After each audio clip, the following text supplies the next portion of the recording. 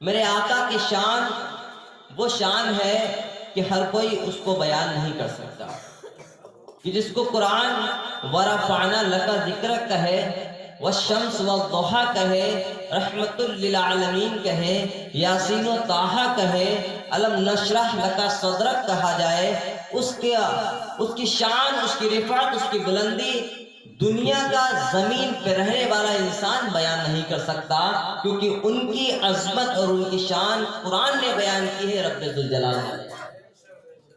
اور جو کوئی سرور کونین صلی اللہ تعالیٰ علیہ وسلم کی شان کو بیان نہیں کرتا، اللہ تبارک و تعالیٰ اس کو اپنے در سے پھٹکار لگا کر کے بھیجتے۔ اور چونکہ یہ عالم، یہ چہل پہل، یہ رونق، یہ روشنی، یہ جلوہ گاہیں، یہ جو کچھ بھی آپ کو نظر آ رہا ہے، یہ مصطفیٰ جان رحمت کا صدقہ نظر آ رہا ہے، یہ مصطفیٰ جان رحمت کا جلوہ نظر آ رہا ہے، یہ مصطفیٰ جان رحمت علیہ السلام کے طفیل میں جو اللہ تبارک و تعالیٰ نے پیدا کی، یہ وہ نظر آ رہا ہے۔ کیوں؟ کیونکہ وہ جو نہ تھے تو کچھ نہ تھا، وہ جو نہ ہو تو کچھ نہ ہو، وہ جو نہ تھے تو کچھ نہ تھا، وہ جو نہ ہو تو کچھ نہ ہو۔ ارے جان ہے وہ جہان کی، جان ہے تو جہان ہے، جان ہے وہ جہان کی، جان ہے تو جہان ہے۔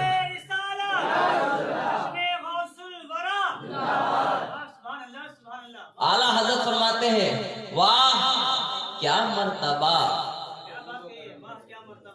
واہ کیا جود و کرم، واہ کیا جود و کرم ہے شہ بتا تیرا، نہیں سنتا ہی نہیں۔ کیا کہا پہلے؟ واہ کیا جود و کرم ہے شہ بتا تیرا، نہیں سنتا ہی نہیں۔ چائے نے سارا ماحول بگاڑ دیا، وہاں سائل نہیں سن رہا ہے، یہاں جالسین میری نہیں۔ وہ دربار ایسا ہے جہاں سائل پہنچے تو لفظ نہیں سنتا، یہاں بیٹھنے والے میری نہیں سنتا۔ اب ذرا میری سنیے، اور میں کیا کہہ رہا ہوں اس پر کان دھریے، چھوٹی موٹی بات نہیں کر رہا ہوں۔ چائے کی چسکیوں میں مگن نہ ہو جانا، کیونکہ ذکر محبوب خدا کا ہو رہا ہے۔ چائے کے مزے میں گم نہ ہونا، کیونکہ جو لطف، جو مزہ، جو بہاریں، جو نورانیت، جو روحانیت، جو رحمتیں، جو برکتیں مصطفیٰ جان رحمت کے ذکر میں ہے، وہ دنیا کی کسی چیز میں نہیں۔ ارے جس گلی کی بھکارن جنت ہو، اندازہ لگائیے اس کے نام میں کتنا بڑا مزہ۔ سبحان اللہ۔ اعلیٰ حضرت کا شعر ہے نا، لب پہ آ جاتا ہے جب نام جناب، لب پہ آ جاتا ہے جب نام جناب، صرف لب پہ نام آیا ہے تو کیا ہوتا ہے؟ فرماتے ہیں منہ میں گھل جاتا ہے شہد نایاب۔ سبحان اللہ۔ چائے میں مگن ہے، یہ چائے میں مگن ہے، اور چائے کے مزے لینے کے چکر میں ہے۔ میرے رضا فرماتے ہیں نام میں وہ مزہ ہے جو انسان کی زبان میں شہد کو بھول۔ اب آپ فیصلہ کیجئے اور مجھے بتائیے، چائے میں زیادہ لطف آتا ہے شہد میں زیادہ؟ اور پھر شہد میں بھی کون سا شہد؟ جو نام مصطفیٰ کے ذریعے گھلا ہو۔ فرماتے ہیں لب پہ آ جاتا ہے جب نام جناب، منہ میں گھل جاتا ہے شہد نایاب، وجد میں ہو کر کے ہم اے جانے بیتاب اپنے لب چوم لیا کرتے ہیں۔ تو لبوں کو چومیے اور چائے کو رکھیے، لبوں کو چومیے، چائے کو رکھیے، پھر میری بات سنیے جو میں نے کہا، واہ کیا جود و کرم ہے شہ بتا۔ واہ، دیکھیں انسان واہ کب کہتا ہے؟ جب حیرت میں پڑتا ہے۔ انسان واہ کب کہتا ہے؟ جب تعجب میں پڑتا ہے. انسان وہاں کب کہتا ہے جب عقل کے گھوڑے دوڑنے بند کر دیتے ہیں. انسان وہاں تب کہتا ہے جب اس کی عقل حیران و پریشان ہو جاتی ہے. انسان وہاں اس وقت کہتا ہے جب اس کا دماغ کام کرنا چھوڑ دیتا ہے، سوچنا چھوڑ دیتا ہے کہ آخر ماجرا کیا ہے، آخر معاملہ کیا ہے، آخر یہ ہے کیا، آخر یہ ہے کون. رضا نے، وقت کے مجدد نے مصطفیٰ جان رحمت کی شان کو دیکھا اور لکھنا چاہا تو لکھ نہ سکے، کیونکہ ہر تعریف و توصیف تو رب نے قرآن میں فرما دی. تو فرمایا واہ کیا جود و کرم، واہ کیا جود و کرم ہے شہ بطحا تیرا، ایسا کہ نہیں سنتا ہی نہیں سنتا ہی نہیں کون مانگنے والا. اور کیوں نہ سنے، کیوں نہیں سنتا ہے؟ اس لیے کیونکہ میں تو مالک ہی کہوں گا کہ ہو مالک کے حق، میں تو مالک ہی کہوں گا. کوئی کیا کہتا ہے مجھے اس سے کیا، کوئی کیا کہتا ہے مجھے اس سے کیا کرنا. سید العلماء مہریوی فرماتے ہیں کسی کی جے وجے کیوں کرے کیا غرض ہم کو. جو مصطفیٰ کا غلام ہے وہ کسی کی جے وجے نہیں کرتا. جو مصطفیٰ کا غلام ہوتا ہے وہ کسی کے آگے جھکتا نہیں ہے. جو مصطفیٰ کا غلام ہوتا ہے وہ کسی کے در کے سامنے جاتا نہیں ہے، وہ کسی کا جھنڈا اٹھاتا نہیں ہے. سید العلماء فرماتے ہیں کسی کی جے وجے کیوں کریں، کیا غرض ہم کو، ہمیں کافی ہے سید اپنا نعرہ. نعرہ تکبیر، نعرہ رسالت، مسلک اعلی حضرت، جشن غوث الورا، علماء کرام، نعرہ تکبیر. ہمیں کافی ہے سید اپنا نعرہ یا رسول اللہ.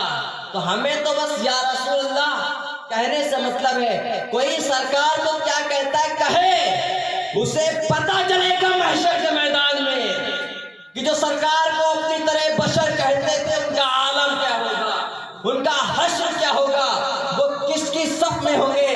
دیکھنا پڑے گا، لوگ دیکھیں گے.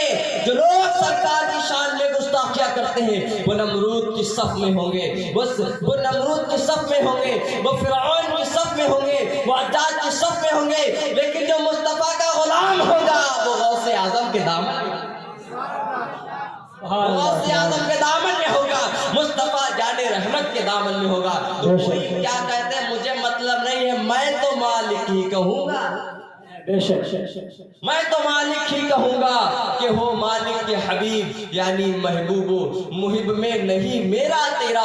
اور فرماتے ہیں تیری سرکار میں لاتا ہے رضا اس کا شفیع. یہاں لوگ کہتے ہیں ڈائریکٹ جاؤ اللہ سے مانگ لو. ارے بے وقوفو، اللہ سے مانگنے کی بات کرتے ہو وہ تو رب ذوالجلال ہے، احکم الحاکمین ہے. ہم تو اگر سرکار کی بارگاہ میں بھی سے کچھ مانگنا چاہیں غوث اعظم کا وسیلہ پیش کریں. اور رضا نے یہ بھی سمجھایا ہے ہم کو میرے اعلیٰ حضرت نے، سنو غوث اعظم کو بھی ہلکے میں مت لینا، یہ بھی بڑے شان والے ہیں. ان کے درس پہ بھی مانگنے کے لیے نسبتوں کی ضرورت پڑے گی. کہیے سبحان اللہ. بغیر نسبت کے تو ان کے ہاتھ میں نہیں ملے.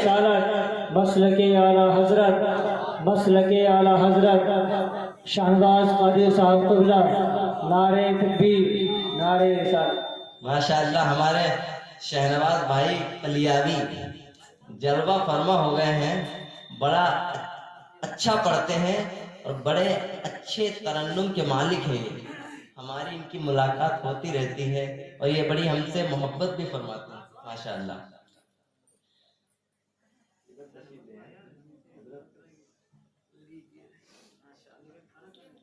غوث اعظم کو بھی ہلکے میں مت لینا. اعلیٰ حضرت فرماتے ہیں ان کے ہاں بھی کچھ مانگنے کے لیے نسبتوں کی ضرورت پڑتی ہے.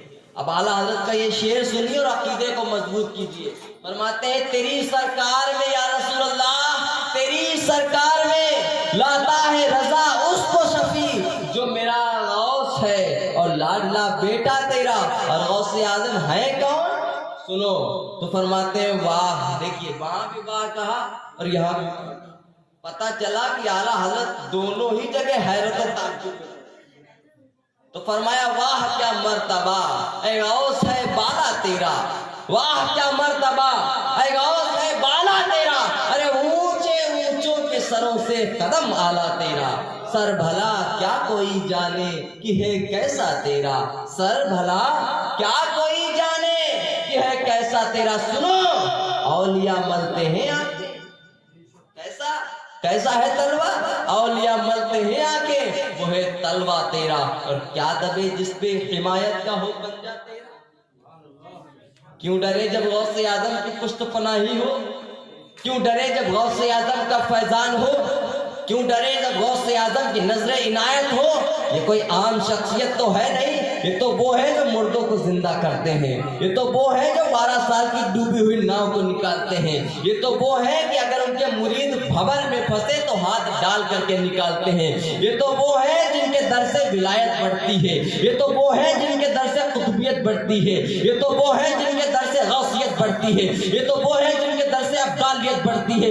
یہ تو وہ ہے کہ دن نکلنے سے پہلے بارگاہ غوثیت میں حاضر ہوتا ہے. یہ تو وہ ہے مہینہ آنے سے پہلے بارگاہ غوثیت میں حاضر ہوتا ہے. یہ تو وہ ہے جو لوح محفوظ پر نظر رکھتے ہیں. یہ وہ ہے جو اپنے مریدوں کو ایسے دیکھتے ہیں جیسے ہاتھ پر رائی کا دانہ ہوتا ہے. یہ وہ ہے کہ ان کا مرید غوث و دور پکارے تو اس کی فریاد کو پہنچتے ہیں. یہ وہ غوث اعظم ہے. جب ایسوں کی پشت پناہی ملتی ہے تو کتنا ہی کمزور ہو کیسے ہی نیچے ہو اٹھ کر کے شیر کا بھی پنجہ پھاڑ کر کے رکھ دیتے ہیں. رضا فرماتے ہیں کیا دبے جس پہ حمایت کا ہو پنجہ تیرا. شیر کو خطرے میں لاتا نہیں. بے شک نعرہ تکبیر نعرہ رسالت مسلک اعلیٰ حضرت شان غوث اعظم جشن غوث البرا. نعرہ تکبیر. شیر کو خطرے میں لاتا نہیں کتا تیرا. اور فرماتے ہیں ہے رضا یوں نہ بلک تو نہیں جید تو نہ ہو سیدی جیدی ہر دہر ہے مولا تیرا. درود پاک پڑھیے گا. اللہم صلی علی سیدنا و مولانا محمد معدل الجود والکرم وآلہ الکرام وابنہ الاکرم وبارک وسلم صلاۃ و سلاما علیک یا رسول اللہ صلی اللہ تعالی علیہ وسلم. حضرات وقت چونکہ بہت تیزی سے بڑھ رہا ہے اور آپ حضرات کے بھی آنکھوں میں ہو سکتا ہے نیند آنے لگے. لیکن بڑی خوش نصیبی کی بات ہے ہماری اور آپ کی کہ حضرت گلے گلزار سیادت نبیرہ وارث میر عبد الواحد بلگرامی سید حسین میاں صاحب قبلہ تشریف لا چکے ہیں اور کچھ ہی وقت کے بعد ہم سبوں کے سامنے روبرو ہونے والے ہیں.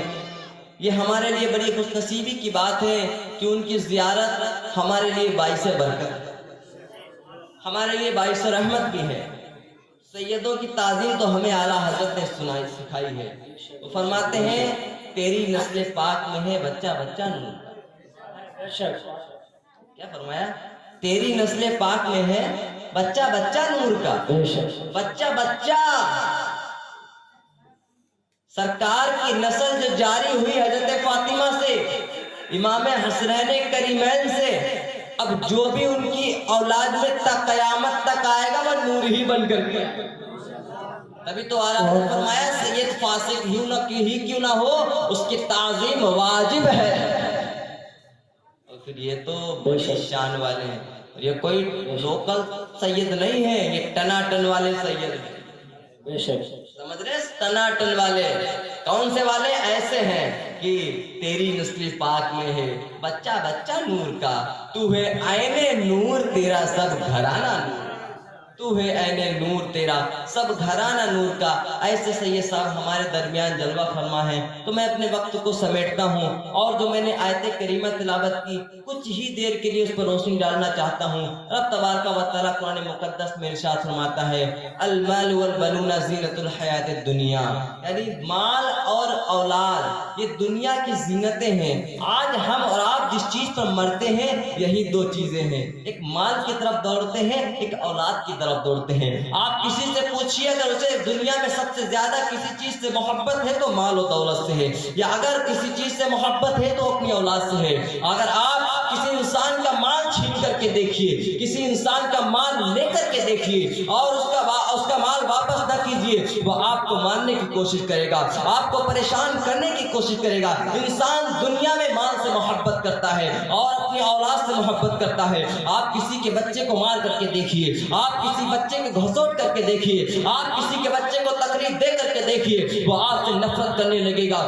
وہ آپ کو مارنے کے لیے دوڑے گا. پتہ چلا دنیا میں انسان اگر کسی چیز سے سب سے زیادہ محبت کرتا ہے تو وہ مال اور اولاد ہے. اور یاد رکھو مسلمانوں، اللہ تبارک و تعالیٰ انہی چیزوں میں لوگوں کو آزمائش میں مبتلا کرتا ہے جن چیزوں کو وہ انسان سب سے زیادہ محبوب رکھتا ہے. اب محبوب رکھا اس نے مال کو، محبوب رکھا اس نے اولاد کو، تو اللہ نے انہی چیزوں سے اس کو آزمانا شروع کر دیا، انہی چیزوں میں اس کو آزمائش میں ڈال دیا. دیکھو میں نے تم کو مال دیا، دیکھو میں نے تم کو اولاد دی، تم نے اپنے مال کا استعمال کہاں کیا، تم نے اپنے مال کا کسب کہاں سے کیا، تم اپنا مال لائے کہاں سے؟ کہیں حرام کمائی کی تو نہیں ہے، کہیں نمازیں چھوڑ کر کے تو نہیں لائے ہو، کہیں کسی پہ ظلم کر کے تو نہیں لائے ہو، کہیں تم سود کھا کر کے تو نہیں لائے ہو، کہیں تم شراب بیچ کر کے تو نہیں لائے ہو. تمہارا مال آیا کہاں سے؟ اب اگر مال آ گیا ہے، اب اگر مال تمہارے پاس محفوظ ہو گیا ہے، اب اگر تم نے حلال کمائی سے مال کو رکھ بھی لیا ہے تو تم نے خرچ کہاں کیا؟ کہیں تم نے اپنے مال کو ڈانس میں تو نہیں ختم کر دیا، کہیں تم نے اپنے مال کو گانے بجانے میں تو نہیں ختم کر دیا، کہیں تم نے اپنے مال کو ظلم و ستم میں تو نہیں ختم کر دیا، کہیں تم نے اپنے مال کو مکاریوں میں تو نہیں ختم کر دیا، کہیں تم نے اپنے مال کو عیاریوں میں تو نہیں ختم کر دیا، کہیں تم نے اپنے مال کو عیاشیوں میں تو نہیں ختم کر دیا. اس کا سوال محشر میں ہوگا. پھر تم کو اولاد دی، تم نے اپنے اولاد کی تربیت کیسے کی، تم نے اپنے اولاد کو بچایا کیسے، تم نے اپنے اولاد کی پرورش کیسے کی؟ تم اولاد کے لیے در بدر بھٹکے، تم نے کہا رب مجھے اولاد دے، میں نے تجھے اولاد دی. بتا تو نے اپنے اولاد کا استعمال کیسا کیا؟ کیا تو نے اس کو نمازیں سکھائی؟ کیا تو نے اس کو قرآن سکھایا؟ حالانکہ میرے محبوب نے فرمایا تھا خیرکم من تعلم القرآن وعلمہ، کہ تم میں سب سے بہترین انسان وہ ہے جو قرآن کو سیکھتا ہے، قرآن کو سکھاتا ہے. میرے محبوب نے فرمایا تھا قرآن کو سیکھنا، قرآن کو سکھانا اس سب سے بہترین انسان کی پہچان ہے. بتا کیا تو نے اپنے بچے کو نمازیں سکھائی؟ بتا کیا تو نے اپنے بچے کو قرآن سکھایا؟ بتا کیا تو نے اپنے بچوں کو بڑوں کا ادب سکھایا؟ بتا کیا تو نے اپنے بچوں کو چھوٹوں کی شفقتیں سکھائی؟ یہ تمام سوال آپ سے ہوں گے. یاد رکھو بچے کی پرورش ہمارے لیے لازم و ضروری ہے. ہم اپنے بچوں کی صحیح پرورش نہیں کرتے ہیں، اس کا نتیجہ ہمیں بڑوں پہ بھگتنا پڑتا ہے، بڑے ہو کر کے بھگتنا پڑتا ہے، بڑھاپے پہ بھگتنا پڑتا ہے. بچے کو نماز نہیں سکھائی، بچے کو قرآن کی تعلیم نہیں دکھائی، بچے کو اچھا سبق نہیں پڑھایا، بچوں کو بڑوں کا احترام نہیں بتایا. نتیجہ کیا نکلا؟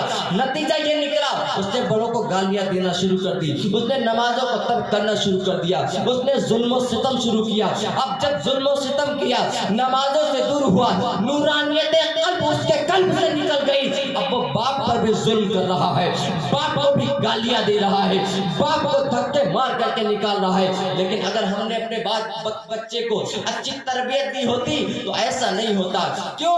کیونکہ رسول کریم صلی اللہ تعالی علیہ وسلم فرماتے ہیں کل مولود یولد علی فطرت الاسلام، ہر بچہ اب فطرت اسلام پر پیدا ہوتا ہے. فاباہ یعبدانہ وینصرانہ ویمجسانہ، اور لیکن اس کے ماں باپ اس کو یا تو یہودی بنا دیتے ہیں، یا تو نصرانی بنا دیتے ہیں، یا تو مجوسی بنا دیتے ہیں. بچہ چاہے غیر مسلم کے گھر میں پیدا ہو، بچہ چاہے عیسائیوں کے گھر پیدا ہو، بچہ چاہے مجوسیوں کے گھر پیدا ہو، کسی کے گھر پیدا ہو، فطرت اسلام پر پیدا ہوتا ہے لیکن باپ کا مذہب اس کا تبدیل کر دیتا ہے. یہ سبق ملتا ہے ہم بہت ہی سے پاک سے. ہمارا بچہ تو سلیم پیدا ہوا تھا, ہمارا بچہ نفیس پیدا ہوا تھا, ہمارا بچہ طاہر پیدا ہوا تھا, لیکن ہم نے اپنے بچے کو ناپاک کر دیا. ہم نے اپنے بچے کو عیاشیاں سکھا دی, ہم نے اپنے بچے کو عیاریاں سکھا دی, ہم نے اپنے بچے کو مکاریاں سکھا دی, ہم نے اپنے بچے کو بے نمازی بنا دیا.